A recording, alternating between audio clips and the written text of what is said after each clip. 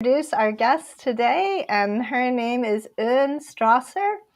And Eun, it's so great to have you here. Welcome to the Dare to Multiply podcast. And I'm just really honored that you would take time out of your schedule to be with us, and looking forward to learning from you and from this conversation. And today we're going to be talking about from spectators to mature disciples. And you have a book out that has that as the subtitle. I saw that and I was like, wow, what a great topic. That's something that's so important for all of the people I know who are listening to this Dare to Multiply podcast and wanting to multiply mature disciples, see people move from spectators into that place where they're multiplying disciples themselves. And I love your book. I'm looking forward to hearing more about it. It's awesome. Really, really great job on that. But first of all, and just tell us a little bit about yourself. And where do you live? How did you start to get interested in making disciples? And I know you're a medical doctor. That's really interesting as well. So yeah, tell us a little bit about yourself. Yeah, thank you so much, Cindy, and thank you for this opportunity. Oh man, I can't tell a little bit about my story unless there is a context. So I was born in South Korea. My family immigrated to the United States, to Philadelphia. So I did all my growing up, becoming an adult in West Philadelphia. Okay. Met my husband. We had 3 kids. Then we moved to Hawaii about 15 years ago. So that's where we're at now. Okay. I have always been a co-vocational pastor. I'm the co-vocational lead pastor of a local community, missional communities multiplying here in Honolulu, Hawaii, for the past 6 years. This is our second church plant. I've been in ministry for about 20 years, but I'm co-vocational. So I'm also a physician, like you mentioned. And it was actually really a pivotal point in this second church plant to be able to model what discipleship could actually look like. That actually was a benefit to be co-vocational versus vocational.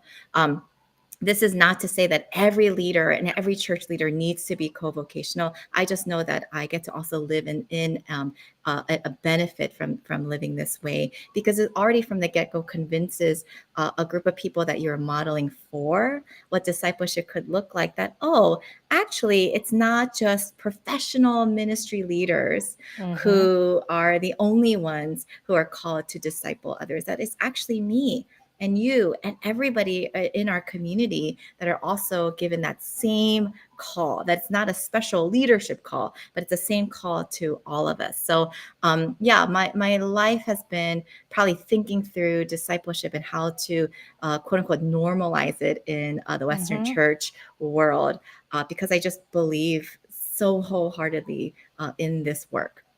Yeah, that's so amazing. And I love that. I was thinking to myself as you were talking, I wonder if the Apostle Paul did tent making partly to show that, not only to earn money and have enough to provide for himself, but also to demonstrate that it can be done, that you can be a normal person working a normal job, you have a family, you have a life, and you're making disciples and you're multiplying groups of disciples. And so important. And I love that you gave the, sort of disclaimer that not everybody is called to do that. But it is such a great encouragement, I'm sure, for the people around you to see that you're not just working any job, you're working an intense job that's demanding, and takes a lot, but you're still very much involved and make time and have time to live a healthy, abundant life and make disciples as you're going about that. Curious to hear how you do that. And I'm sure people who are listening, want to hear more. I know I do. But tell us, first of all, I don't want people who only get to tune in for a little while to miss hearing about your book. Your book is called Centering Discipleship, right? Mm-hmm. And tell us a little bit, why did you write this book and how did this even come about? Yeah, I think it's probably fair to say that most females wear about 10 different hats in our lives, right? And so, the pertinent ones, one is I do a lot of consulting and coaching for church planters, remissioning pastors, marketplace leaders, community development workers. So a lot of the questions around it, especially in the church planting world and remissioning world, has been around discipleship, right? If you're trying to, anytime that leadership wants to talk about growth, or how do you actually have a growth edge for your church, or what you're trying to think about in terms of multiplication, for me, I'm like, if you don't have clarity on what it is that you actually want to multiply, then how would you know what it is that you're doing? And Mm, so I think the clarity is in, if we don't actually understand what it means to move discipleship, which is at best on the periphery of our churches, then how do we actually begin to center discipleship to the life of our communities, whether it's marketplace, leadership, or even Christian community development environments? I think that if we don't center the topic of discipleship, if we don't center the equipping of disciples, if we don't clarify the definition of a disciple, then we will never know what we're actually trying to grow through or multiply for. That's mm, why I think that a lot of these conversations, and I myself, I was looking for other materials and books, and as people were asking me questions, and I just found a lot of things that were maybe some suggestions on soul care, maybe, right? A mm-hmm, lot of times discipleship has not dwindled down, but it just got compartmentalized as maybe some soul care, emotional health, right? Those kinds of things. They're wonderful. We all need it. I just think that mm, that's probably one aspect of how a person will mature to be more like Christ, right? mm, Some discipleship materials were more so about what is the message of the Bible, right? Or the biblical story, right? And then it turns an entire community of people to think that the only way that I am more holy or more discipled is if I can know more about the Bible. And I'm like, you'll probably be really great at like biblical trivia, but I'm not so certain how much more of a mature imitator of Jesus you're becoming, right? So a lot of these mm, kinds of questions, clarifying questions, help me to be like, okay, if we were to actually clarify what discipleship is, and if we were to clarify what are markers of maturity as disciples and imitators of Jesus, if were able to clarify that within our own churches, congregations, communities, we probably will have a better chance at centering discipleship instead of just putting it in the periphery at best. And maybe some discipleship programs, teachings, we kind of throw that word around as like mentorship, maybe, mm-hmm, or counseling or accountability. But mm, I am just in a strong belief that it's very different from those things, mm. and it's so pivotal to the life of a church. So good. So centering discipleship is all about bringing discipleship back to the center of everything we do, whether it's community development, whether it's church work, whatever it is, looking at how do we get that command that Jesus gave us to make disciples to be at the center. And I want to read a quote from your first chapter. You said, somehow along the way, discipleship became synonymous with assimilation into church culture. Making disciples came to mean helping people participate in Christian activities. While being a disciple of Jesus involves partnering with the local church, it's by no means the whole picture or the full picture. If we honestly and humbly examine ourselves, we must admit to living in self-deception. So I love that. It's so clear and so true, and very pointed. We are deceived if we think that discipleship is just about getting people involved in Christian activities, or to pray a prayer and call themselves a Christian, and show up at church once in a while. That's what discipleship is, and there's so much more that Jesus died to offer us in that way, and really excited to hear more. But yeah, how about if you could start out by just sharing maybe a story of somebody that who has moved from spectator to a mature disciple as you've worked with them, trained them, maybe in your own church, or even maybe your own story. How'd that happen for you? Yeah, no, that's good. I love, this is my favorite part of any of these kinds of conversations, is to be able to be like, real stories matter, right? One of Mm-hmm. the biggest questions that people ask me is like, can we really do this? if I Mhm. put in the hard work, and wearing my leadership hat and really thinking about centering discipleship, working on a discipleship pathway, all those kinds of things, does it really work? And for me, I'm just like, one, we won't know unless we try. Mhm. We won't know unless we've made plenty of mistakes, because all of this right now, especially in a Western church world, it's pioneering work to think about centering discipleship actively and intentionally, right? And so I think these kinds of stories really, really do matter. One person in our community, her name is Kelsey. I write about her in the book. She's probably a person who she happens to be a hospice care nurse.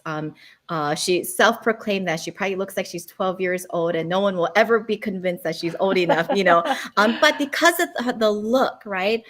Being female, looking younger, being a transplant in Hawaii, a lot of the quote unquote leadership roles in the church, in established church setting, she'll always be missed, right? And so in a previous church context, she was probably the star greeter. She's so kind, and she's such a wonderful personality, and everyone always connected to Kelsey, right? But we knew that there was a bigger dream in her. So in this church plan, she was invited in to just go through a discipleship pathway together. We started with about 15 people. This was my main work for the first year. Was 90% of my job was just focused on these 15 people, as we connected to doing community dinners and those kinds of things. But discipleship was the main thing, focus for that first year, and Kelsey was a part of that group. So going through our unique discipleship pathway, learning about what it means to imitate Jesus, all those kinds of things. What got birthed in Kelsey is the fact that she loves seniors. She Mm. loves the elderly, and she started feeling like, oh, maybe God just didn't make me a hospice care nurse because it pays the bills, or it's like I just like sitting with a senior population. So year two, she was one of the teams that multiplied into another missional community. So a missional community for us is a discipleship core, about 12 to 15 persons who are actively being discipled through a discipleship pathway. That group is tethered to what we call a missional community, where it's a group that's open to both Christians and non-Christians, but they act and live on mission together, right? Some sort of identified space of mission. So Kelsey and her team that she got together, a volunteer group who also shared a passion for seniors. They're called Kupuna here in Hawaii. And they just identified one low income senior living facility in the neighborhood that they lived in. And so they just started doing, bingo nights. What senior group doesn't love bingo night and pizza? So that's what they did. That was their in. And what seemed like a very a social group gathering, all the while Kelsey's doing the same thing that she experienced that previous year, of just discipling that small core of people actively, intentionally in the ways of Jesus, right? And you're doing that simultaneously. One of the things they started doing was they just did a normal thing, pray before pizza and bingo. And over time, the seniors, that whole group started growing and growing. And one of the aunties who would come regularly, she has a Buddhist background. She's never been to church before, and people were like, okay, who would like to pray before the meal? And this Buddhist auntie, was like, I'll give it a go. And she said, I noticed that you all pray Father. Mm. And I never imagined calling God Father. Mm. So she just prayed it, imitating what she's been hearing for almost a year at pizza bingo night. And then she's just started with Father God, and then she broke down in tears. And then everyone just got to pray for her. It didn't stop Mm. there. Throughout the pandemic, this one group started multiplying into 3 different low-income senior living facilities. It numbers 500 people. Throughout the pandemic, we actually served them by providing 1 month's worth of groceries every single month for the entire duration of the pandemic. After that, so that faithfulness and consistency of living missionally, because these disciples were discipled by Kelsey, who was discipled meaningfully that first year, grew a heart to be able to identify, who are my neighbors, who is God calling me to, who are the people that I'm praying for by name, where is an identified space of mission that God's inviting me to partner in, right? If discipleship includes all of that, fast Mm. forward, and at this point, This group has actually multiplied their own discipleship cores, that there are discipleship cores within the Kupuna population. These are seniors discipling one another, using the clarity of what's the full gospel, what does it mean to live in thick community, right? Those kinds of things that are unique to our discipleship. And they are continuing to multiply that into these other living facilities. So this is what I mean about the power of, if you center discipleship as that is the main focus, what would happen to an entire community? It actually would focus on mission. It actually would focus on how to neighbor better. It would actually focus on how do we actually communally love our neighbors together and not pursue this very individualistic Christianity that most of our churches have come to be known as. Wow, what a beautiful story. And, there's so many things I love about that story, but I love that she was an ordinary person who was not, she had a dream that was bigger than what she was already doing. And I just think there are so many Kelseys, that are in churches around the world, not only in the West, but all over the globe, who are people who God's called to make a difference and to be people who are missional, and yet they've never been equipped to do it. They've never seen a pathway. I'd love to hear more about your discipleship pathways and what they look like. You may or may not know, mostly the people who listen to this podcast and who I've been training and teaching are in the church planting movement, disciple making movements sort of realm. But I'm super passionate about seeing the Western church, the church in Africa, the church in Asia, every disciple being equipped and mobilized to multiply disciples, because there are just so many people who are hurting and broken out there who need to hear about the love of Jesus. And especially in the West, we're in this de-churching period, where so many are leaving the church. And I'm so glad that you're exploring and leading the way in exploring new models, that can work here. So beautiful story. And I love that it multiplied, and it multiplied senior to senior, in these senior communities. And so often a neglected community that we don't think about, but people that God has such a heart for, and Kelsey had a heart for too. That's beautiful. Just wonderful. Well, tell us a little bit more about moving people from spectators to mature disciples. It's not always an easy process, I'm sure. Not every spectator even wants to be a mature disciple. Some people like to just go and sit. So, yeah, what are some of the maybe biggest hurdles that you've overcome as a leader, a spiritual leader to them, and helping them take those steps? What are some of the hurdles that they've had to overcome? Yeah, just talk a little bit about some of the hurdles or the difficulties. Yeah, I think that so the name of our church is Makilo'o. It means presence in Hawaiian. We're like, we want to be a people of presence, present with one another, present in the community around us. And people hear this story, oh my gosh, Eun's church is multiplying. We're in year 6 now. We've had one missional community, and now we multiply to 9, and now we're going to multiply to 12 by the end of the year. People love that part of the story, Yeah. centering discipleship. Oh my gosh, it must mean that year 1 you start with one discipleship core, use a pathway, and then automatically in 6 years time you're going to multiply to 12. I'm like, wow, there's a lot of heartache that happens. Yep. And people are just like, how do you actually multiply disciples and all that? I'm like, if leaders don't actually understand the gift and art of loving people, being faithful to people, that discipleship, a lot of the time spent on it, and why I chose to just spend that 90% of my time just with that initial discipleship core, is because it takes time to love people well. I don't know any other vision. I'm a pretty good vision caster, right? But I don't know any vision that is more compelling to people than being loved by the person who is discipling them in a group that is being challenged to love one another, and therefore spilling over to love the community around them. I can't emphasize it enough. If leaders aren't ready to say that centering discipleship also means that I have to actually actively love the people that I am serving and leading alongside of, then you have to do a lot of other kind of preparation work to do this. Loving people also means that, the other part of the story is that when we multiplied from year 1 to year 2, from one group to 3 different missional community leaders, oh my gosh, what an incredible multiplication plan. What people don't know is that, for us, we always do a one-on-one conversation with every single person who wants to be a part of this discipleship core, because we know that we are centering discipleship by intentionally discipling Christians who are already wanting to be like, yeah, I made my yes to Jesus. I just know that this life is calling more. I just know that God is calling me more to what it means to actually live a life of abundance and fullness.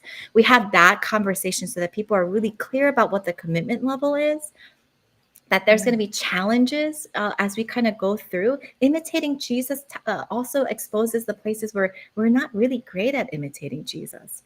It also exposes the place where, like, oh, we're going to be in tension in community, living this closely, life on life with these people for an extended period of time, because that's what it takes to love an outside community together. All of that takes work. So the one-on-one conversation is making sure that it's really clear to people that this is not just, you just kind of come and attend a workshop or a teaching opportunity, and then you kind of go on your merry way. It actually is an invitation to be like, we know that you have a commitment to Jesus. Can you also make a commitment to one another? And therefore make a commitment to that identified space of mission together. And we ask people for just a year, can you do this?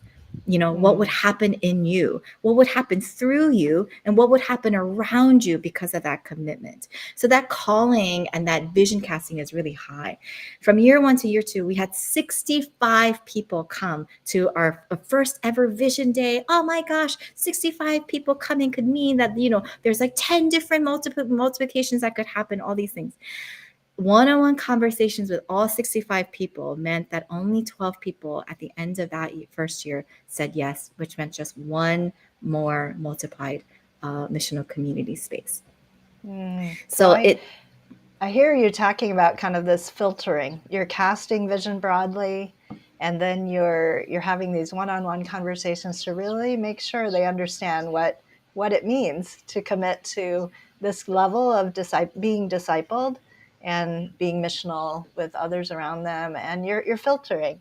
You're not just taking all 65 who said, yeah, that sounds awesome, I want to be part of that. And that filtering is probably part of the reason why you're seeing success, because you did do some filtering and really call for commitment. We see Jesus doing that, don't we?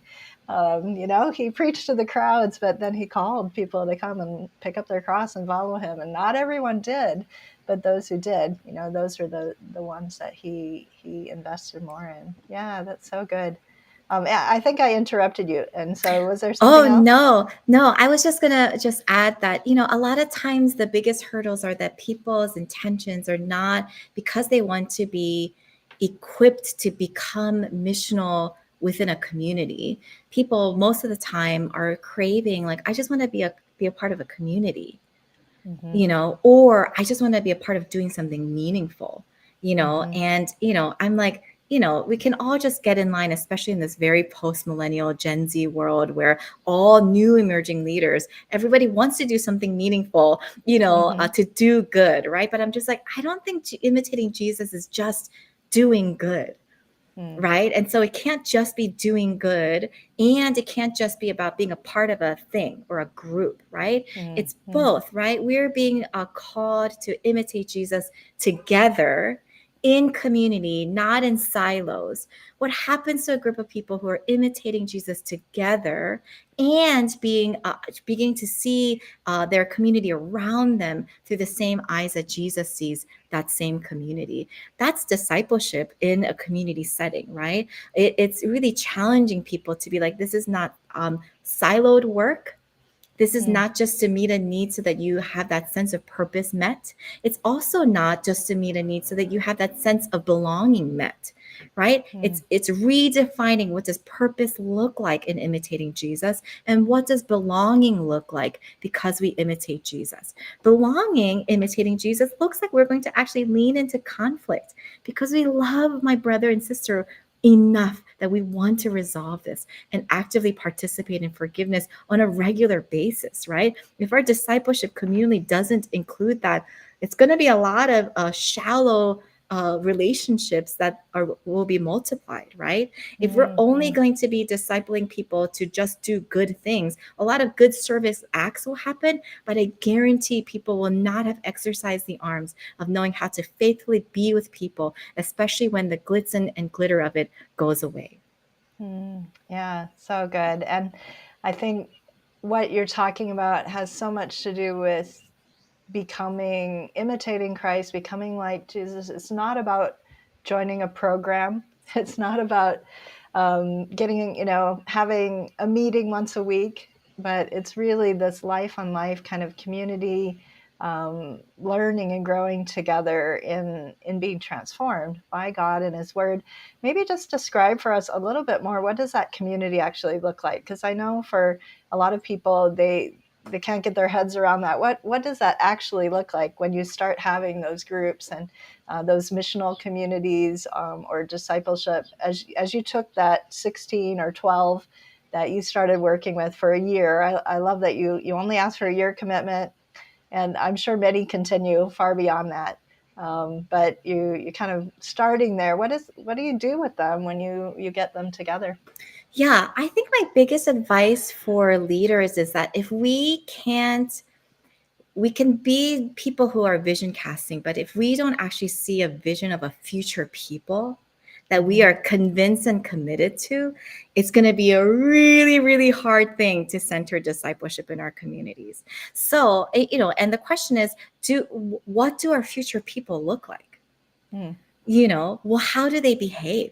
How do they participate in the city they live in? How do they get to interact with their neighbors? What do they look like and stand for in their workplaces? How do they behave within their families, right? In their schools, right? If we're not asking those questions about a future people, then I don't know how we can paint a vision for our current people about what discipleship is, because discipleship would actually affect all of that, right? mm, I mm, think one of the starting points that I talk about more in the book is about if we don't have a future vision of mature markers of discipleship, then we won't have a starting place about what kind of discipleship pathway or how we ought to equip our people to be discipled, and imitate Jesus, right? So my recommendation is, if you were to boil everything down, one of my really, really good friends, who I do a lot of ministry work translocally with, said that discipleship is essentially imitating Jesus so that we grow in our spiritual confidence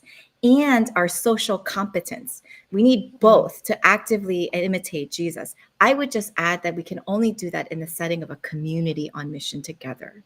So, my recommendations for boiled down marks of maturity is that if Jesus is imitation, if discipleship is imitation of Jesus, then are people imitating into the maturity of Christ-like character? mm, Are they maturing into Christ-like wisdom? Can they navigate the complexities of their life and this world maturely, right?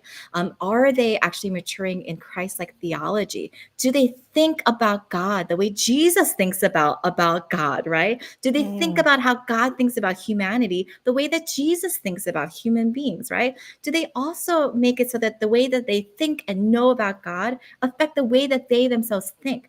Do we actually grow to have the mind of Christ in our decision making, in how we think and treat human beings, right? And lastly, it's Christ-like maturity in missional living or being sent. Is there an awareness that every disciple knows that the moment that I'm saying yes to Jesus is that I'm following him out towards another group of people, right? mm. Towards my neighbors, towards my family members, towards my coworkers, right? I think that having clarity on those four marks of maturity for every disciple, wherever you're at. I work with people in Southeast Asia, in Japan, in West Africa, right? These things are so universal to every single community who's trying to follow Jesus. And then if you have that clarity, then you can start asking, what will it look like for a mature group of people in my community who are growing in mature Christ-like character? what will change about my community? Because that Mm-hmm. tells me that that's actually happening, that missional Mm-hmm. living is actually happening, right? If leaders actually begin to do that, then they can go back like, what do I need now to pave the way to bring clarity to my people that God has given me to love and lead, so that they will be a little bit more equipped. Yeah, yeah, that's great. So it's that end visioning, as we call it in CPM DMM, of this is what we're looking in the kingdom to see. You know, what is it going to look like as people mature, as they're transformed, as they start loving their neighbors well, as they start imitating Jesus better? What's going to be different even in our society? And you know, a lot of times as we're working with people to develop those envision statements, it's, you know, wives won't be beaten anymore. You know, there's going to be economic uplift that's going to take place. We're going to see people set free from addictions in our community. What is it that is actually going to be taking place in the community as a result of this growing, multiplying community of disciples that's taking place? But I find it really fascinating. You're starting with believers. You're starting with believers, challenging them, saying, "We know you love Jesus. And, you know, are you willing to go the next level, you know, to what that really means?" And then envisioning with them what will their lives actually look like, and then how that translates into the community. Really good. Yeah, I'm learning a lot, and it's just a delight to get a chance to talk to you. But let me ask another question here about missional communities. You've referenced that a couple of times, and there was another word you used, remissioning. You talked about remissioning. That's a new word to me, a new word, I think, to a lot of our listeners. What are missional communities in your, you know, what does that mean to you? What does that look like? And what is remissioning even? Yeah, I think, yeah, those are really great questions, and I love when people just ask, and I just tell them I don't have all the answers, but I sure do can respond to a lot of them, right? I Sure, think yeah. that that's the brink of the collective leadership that we are in now. I think leaders are asking more questions, right, and trying to define and have clarity around things. So I just love it. Yeah, missional community for us in our local context is a discipleship core. So that group of committed Jesus followers committing to one another and committing to a community around them. So it's that 12 to 15 group of people who are being discipled with a discipleship pathway, right? Maturing, growing together. And they are tethered to a missional community. A missional community is open. It invites Christians and non-Christians in it. It probably meets the biggest need of that sense of purpose, sense of belonging. To me, it's like a really wonderful, active, intentional practice space for the disciples in that discipleship core to live out how they're being discipled. You know, if we're learning about, and growing about what does sanctification look like, and we're going through the fruit of the spirit, then one of the best places to practice out, am I actually patient, and is the Holy Spirit actually transforming me to be a more patient person?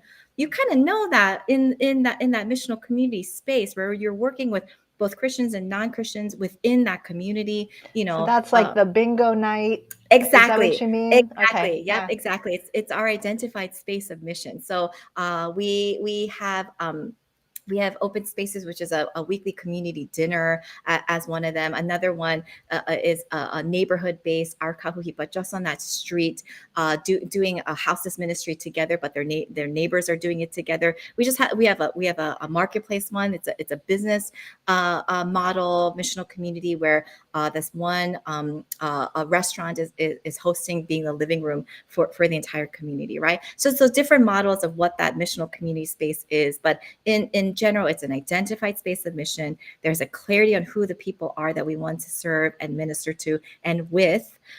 There is a clear goal of that it's both.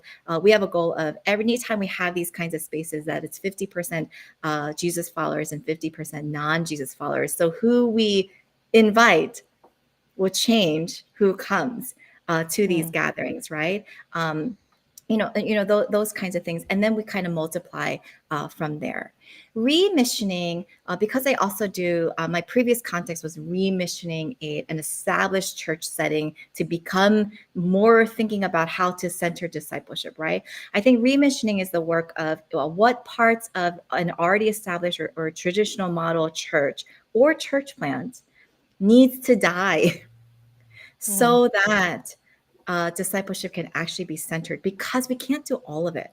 That's probably mm, one of the biggest mistakes, is not pacing out and slowly structuring and restructuring, especially for the work that I do with established churches, how to think wisely and in timely ways, how to do structuring, restructuring, so that our churches are remissioned to center discipleship. yeah, so good. So, remissioning is really working with established churches that say, hey, we realize we are missing the boat somewhere here. We want to do things differently. We don't know how to get there. And you're working with them to really look at what needs to die, what needs to be stripped away. How can we get discipleship back to the center and start focusing on it in an intentional way again? And yeah, I'm sure there's a ton that you could say. We could do a whole podcast just about that, but we won't right now. Go a little bit deeper. People can, I'm sure, access your resources on that. But yeah, really good. Well, time has been going fast, but this has been awesome. Tell me just what would you say? We have quite a lot of people who are listening who are from the global south.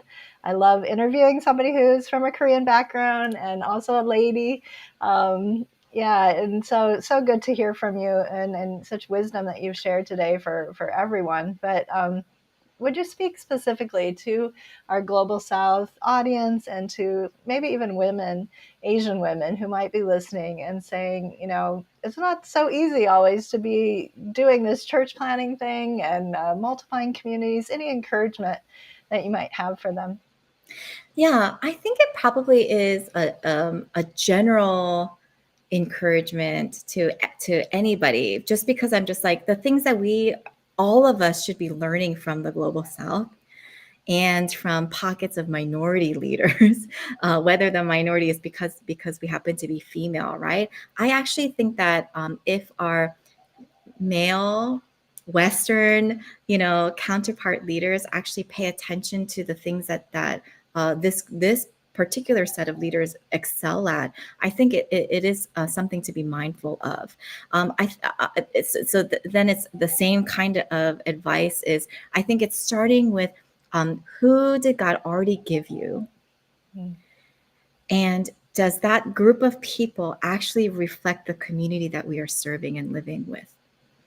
mm, If that leadership, and because if you're thinking about discipleship as these are the future disciple makers who will be making more disciples, I sure hope you're going to start with people who can be imitatable, mm, people who look and sound and smell and sing and dance and talk like the people that you are serving. So if your main initial disciple makers look different from the community that you're serving, I think that you have to think about that who question a lot quicker. I think it's also in the stage when people are centering discipleship and having to come up with a unique, localized discipleship pathway, we should be asking, who are we inviting into that space that will probably better speak into what that would look like? What does it mean to share and equip our people in what the full gospel is? How does our current culture listen to the full gospel that I might be missing because I'm limited in my own culture or my own viewpoint? So I need help in clarifying what those discipleship equipping needs are. So it really is being mindful and being encouraged that, I have a spot here in leadership because I know my people better than probably mm, anybody else today. God has mm. given me that charge to lead and love these people. And my invitation is, how can I share this with others so that we can more fully disciple our people together? Yeah, so good. Well, thank you once again. And it's been wonderful to have you. I've learned so much. I know there's so much more. And I'm going to read and dig back into your book. But tell me more. And also for those who are listening, how can they get in touch with you or your resources? So where do they buy your book? Yeah, share that with us. Yeah. Centering Discipleship is on all platforms around the world, on Amazon, Barnes and Noble, IVP Press, and you can just find all that information on centeringdiscipleship.com. Centeringdiscipleship.com. Awesome. Yeah. And any last words as we wrap up? Oh, I just really, really believe that discipleship, if we do center it, is a hope for the future. I think that Yeah. as leadership and churches are changing so much, I think it's actually a simple solution. If we all do this well together, I think it's actually going to connect the church to mission in deeper ways than we've seen. Yeah, I love ending on that hopeful note. You know, there's so many challenges, so many difficulties, and yet as we do this, there is just tremendous hope that the church can be such a glorious shining light that Jesus designed it to be and bring that community transformation. There's a lot of challenges ahead, but there's a lot of hope as we go back to just obeying Jesus. He told us to go, make disciples, baptize them, teach them to obey. And as we focus again and center on that, there's a lot of hope for the future, for the church and for the world. So wonderful to have you in once again. And Thank you. yeah, everybody go get her book. It's a great book. You're going to love it. And I really endorse this book highly. So thank you so much for being with us today. Thank you. Thanks for having me.